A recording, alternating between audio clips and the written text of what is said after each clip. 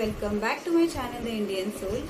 आज के वीडियो में मैं आपके साथ कुछ टिप्स शेयर करने वाली हूँ अगर आप सोच रहे हैं नोज पियर्सिंग या ईयर पियर्सिंग करने का। सो जनरली स्पेशली इंडिया में ये होता है कि जब बच्चे छोटे होते हैं, बेबी होता है छोटा सा, तभी हमारे यहाँ पर कान में पियर्सिंग या फिर लड़की है तो नोज में पियर्सिंग हम उस टाइम पे ही जनरली हो जाता है। और अगर आप बड़े हैं, लाइक आप टीनेजर है या 20+ है और आपने सोचा है कि आपको पियर्सिंग करना है, तो that is little bit difficult, क्योंकि जो स्किन होती है वो भी एज के साथ मोटी होती जाती है, जिसके कारण हमें थोड़ी ज़्यादा तकलीफ होती है और बचपन में कुछ पता ही नहीं चलता पेन का। तो अगर आप बड़े हैं, जैसे कि ये यहाँ का जो पियर्सिंग है ये ऑलरेडी बचपन में ही मेरा हो गया था, लेकिन ये अगर आपको दिख रहा है कैमरे में, यहाँ पर भी एक पियर्सिंग है मेरे कानों में। सो ये मैंने किया है लगभग जब मैं कुछ 18-20 साल की थी तब, क्योंकि मुझे पसंद था यहाँ का जो पियर्सिंग है वो। सो उस टाइम पे फिर ये दर्द होता है, और ऐसी कई सारी मेरी भी फ्रेंड्स हैं जिन्होंने अब तक नोज पियर्सिंग नहीं किया है, और अचानक से उनके फिर शादी की बात चलती है। और बहुत सारे कम्युनिटी में ऐसा भी है कि शादी के टाइम पे नथ पहनना, ये एक शादी में जो 16 श्रृंगार होते हैं उसमें से एक पार्ट होता है। इवन हमारे यहाँ पे महाराष्ट्र में भी शादी के टाइम पे ससुराल वालों की ओर से नथ मिलती है, जो कि महाराष्ट्र की नथ बहुत ज़्यादा फेमस है। सो कई सारी कम्युनिटीज़ में ऐसा होता है। तो जिन गर्ल्स की नोज पियर्सिंग नहीं हुई है, सो वो इस एज में लाइक 20 के बाद नोज पियर्सिंग करते हैं, तो उस टाइम पे फिर उनको बहुत ज़्यादा पेन होता है। कई बार ये भी प्रॉब्लम होती है कि वो हील नहीं हो पाता, या फिर उसका जो पेन होता है उसके कारण बहुत सारे लोगों को फिर बुखार वगैरह भी आता है। कई लोगों के पियर्सिंग में इन्फेक्शन हो जाता है, फोड़ा सा बन जाता है, पर्स वगैरह आ जाता है। सो ये सब कुछ अवॉइड करने के लिए आज मैं आपके साथ कुछ टिप्स शेयर करने वाली हूँ। लाइक अगर आपको यहाँ हेलिक्स वगैरह में भी लोग बहुत सारे पियर्सिंग करते हैं, तो उसके लिए मैं आपको कुछ आज टिप्स बताने वाली हूँ जो कि हमारे यहाँ पे महाराष्ट्र में फॉलो किए जाते हैं। So let's start with the video. So friends, मेरी फर्स्ट टिप ये है कि आप चाहे नोज पियर्सिंग कर रहे हो या फिर आप ईयर पियर्सिंग कर रहे हो, उसमें जो तार होती है उससे पियर्सिंग होती है, तो आप वो प्रेफर करिए, ना कि डायरेक्टली जहाँ पे वो नथनी जो होती है या फिर जो स्टोन होता है वो लगा देते हैं डायरेक्टली। लाइक स्टेपलर जैसा भी होता है जिसमें कि डायरेक्टली जो स्टोन होता है वो स्टेपलर की तरह लग जाता है। सो आप वो अवॉइड करिए, हो सके उतना जो तार होती है उससे पियर्सिंग करिए। और वो जो तार होती है वो एक तो तांबे की होनी चाहिए, नहीं तो डायरेक्टली गोल्ड की होनी चाहिए। दूसरे किसी भी मेटल से आपको पियर्सिंग नहीं करनी है, because it leads to infection. So सबसे बेस्ट रहता है आइदर तांबे का या तो फिर गोल्ड का। सो ये है first tip.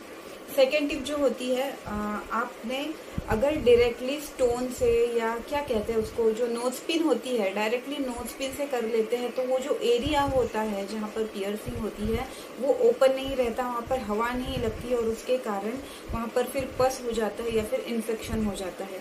So to avoid this आप क्या कर सकते हैं, आपको कोई भी क्रीम, मॉइस्चराइजर ऐसा कुछ भी बिल्कुल भी नहीं लगाना है पियर्सिंग के ऊपर, that will lead to infection. So सबसे बेस्ट ये होता है कि जो आपका कोकोनट ऑयल होता है वो आपको पियर्सिंग के ऊपर लगाना है कम से कम दिन में 2 बार, और ये आपको कम से कम पियर्सिंग के 15 दिन तक, कम से कम 15 दिन तक आपको करना है। और ज़्यादा से ज़्यादा जब तक आपको नहीं लगता कि वो जो पियर्सिंग है वो हील हो गया है, तब तक you have to continue this. So ये करने का बेहतर तरीका ये है कि आपको क्या करना है, जो कोकोनट ऑयल होता है वो आपको आपके पियर्सिंग पर लगाना है। ये सबसे बेस्ट सॉल्यूशन है, और हम महाराष्ट्र में हम जो प्रैक्टिस फॉलो करते हैं मैं आपको वो बताती हूँ। हम जो भगवान के सामने दिया लगाते हैं उसमें हम यहाँ पे कोकोनट ऑयल ही यूज़ करते हैं। सो आप एक कॉटन का कपड़ा लीजिए, नहीं तो फिर रुई लीजिए, दोनों साफ़ होनी चाहिए। सो वो जो दिया होता है, दिए में जो तेल होता है वो थोड़ा सा वार्म होता है, क्योंकि दिए के कारण थोड़ा सा गर्म जैसा होता है। सो उसमें हम वो कॉटन डिप करते हैं, देन आप जहाँ भी पियर्सिंग की है वहाँ पर आपको लगाना है। इस तरीके से दबाना नहीं है, सिंपली लगाना है थोड़ा थोड़ा थोड़ा। और ये आपको कम से कम 15 दिन करना है पियर्सिंग के बाद, और मिनिमम 15 दिन। और अगर आप ज़्यादा भी कर सकते हैं, अगर आपको लगता है कि आपका जो पियर्सिंग है वो हील नहीं हुआ, तो आप उसको और ज़्यादा दिनों तक कर सकते हैं। दिन में 2 बार आपको ये करना है। और अगर आपको दिए के ऊपर नहीं करना है तो आप कटोरी लेकर उसको थोड़ा सा वार्म कर दीजिए ऑयल को, काइंड ऑफ दैट कि उससे हॉट वो होता है, वार्म होता है, सो उससे जो जख्म ही होता है ना पियर्सिंग, तो वो भरने में, हील होने में थोड़ी हेल्प होती है। सो ये है दूसरा पॉइंट। देन थर्ड पॉइंट, जब भी आप आपके पियर्सिंग को टच करते हैं तो हमेशा आपके हाथ साफ होने चाहिए। मेक श्योर आप हैंड वॉश करें, क्योंकि हाथों के जो कीटाणु हैं वो अगर लग जाएंगे तो उससे भी इन्फेक्शन हो सकता है।